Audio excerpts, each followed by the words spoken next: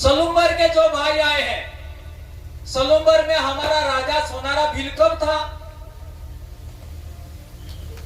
ये ज्ञात होना चाहिए। 12वीं सदी में कब था? 12वीं सदी में सोनारा भील सलूम्बर में हमारा राजा था। तो 12वीं सदी में ही पृथ्वीराज चौहान भी थे। ये बात ध्यान रखना होगा।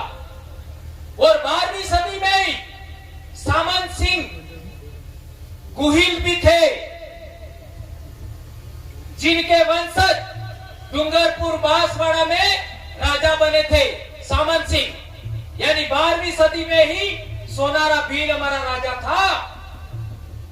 और 12वीं सदी में ही आपका चौहान वंश का प्रसिद्ध राजा पृथ्वीराज चौहान था। और 12वीं सदी में ही हमारे इलाके में लेने के लिए आए थे सामंत सिंह जी, वो भी उसी जमाने की बात है।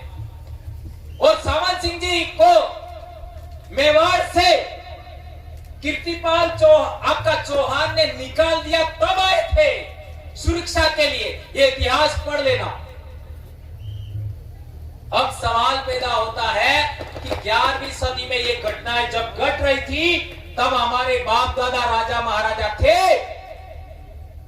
हमारी महिलाएं राजकुमारियां और रानियां थी, हमारे युवा राजकुमार थे। डूंगरपुर की बात कर लो, 1282 अर्थात 13वीं सदी। 13वीं सदी में हमारा बाप डूंगरपुर में राजा था।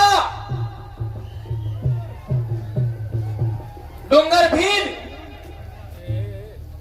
जब डूंगर भील हमारा राजा था डूंगरपुर में, तो हमारे बाप दादे आपका नए युवा है वो राजकुमार राजकुमारियां थी, रानियां थी। उससे आगे बढ़ो, बांसवाड़ा की बात करो।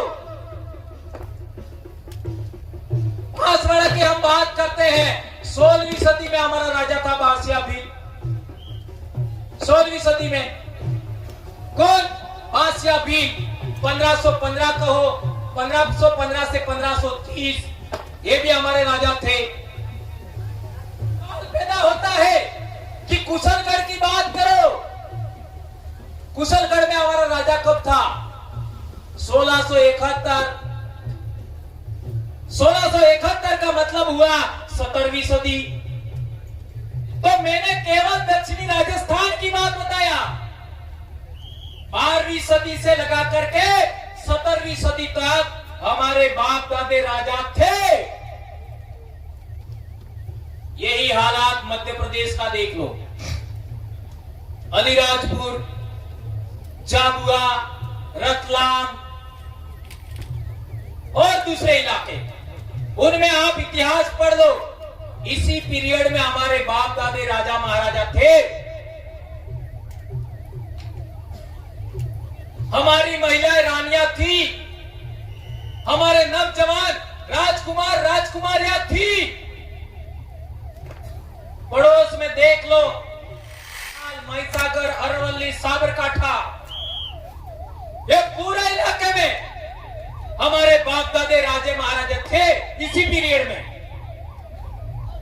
और आगे बढ़ो, नर्मदा में, छोटा उदयपुर में, बड़वानी में, महाराष्ट्र तक चले जाओ, पूरे इलाके में हमारे बाप दादा राजा महाराजा थे।